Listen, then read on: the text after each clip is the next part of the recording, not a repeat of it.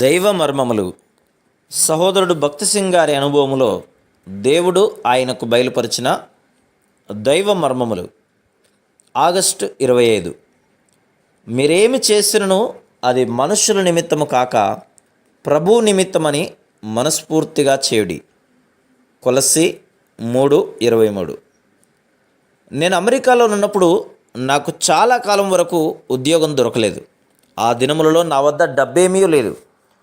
మా నాన్నకు ఎన్ని ఉత్తరములు రాసినను, తంతి వార్తలు పంపినను మా నాన్న వద్ద నుండి జవాబు రాలేదు. నేను ఉద్యోగం కొరకై వెతుకుచుండగా ఒకరు, నీవు భారతీయుల భోజనం సిద్ధపరచగలవా? ఈ దేశంలో మంచి వంటగాడు దొరుకుట చాలా కష్టం. ఇప్పుడు ఇక్కడ ఒక కాన్ఫరెన్స్ 7 దినములు జరుగును. అందులో డాక్టర్లందరూ పాల్గొనదరు. వారందరికీ ఆహారమును అనగా భారతీయ పద్ధతిలో వంట చేయగలవా? అందుకై నీకు జీతమునిచ్చేదను అని చెప్పాను. అందుకు నేను, కొద్ది మందికి అయితే వండగలను, కానీ చాలామందికి నేను ఎప్పుడూ వండలేదు అని చెప్తాను. అందుకు ఆయన, ప్రయత్నించి చూడుము, నీకు చేతగాని యెడల నిన్ను పనిలో నుండి తీసివేయుదుములే అని నాతో అనెను. ఆ రాత్రి అంతయు ప్రార్థించి తిని మరుసటి దినమే వంటవానిగా పనిలో చేరి తిని వంట చేయు సమయం అంతయు ప్రార్థించుచుంటిని. ప్రభువా, ఎందులో ఏ పదార్థం వేయవలనో, ఎంత పరిమాణంలో వేయవలనో నీవే నాకు చూపమని ప్రతిసారి ప్రభువునే అడుగుచూ వంట చేస్తుని.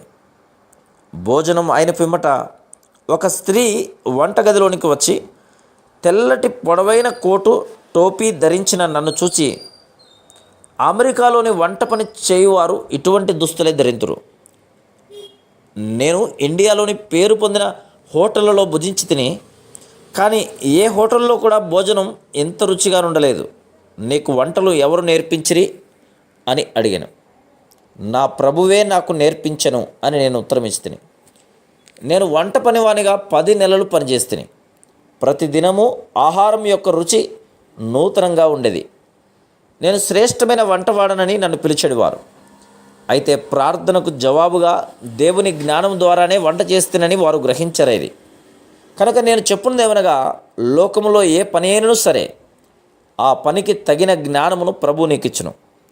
వంటవారైనను, ఇంజనీర్ అయినను, ఉపాధ్యాయులైనను, మరి ఏ పనివారైనను కానివ్వండి, ఏ పనికైనను దైవ నియమం ఒకటే, విశ్వాసముతో ప్రార్థించుటకు నేర్చుకొనుడి.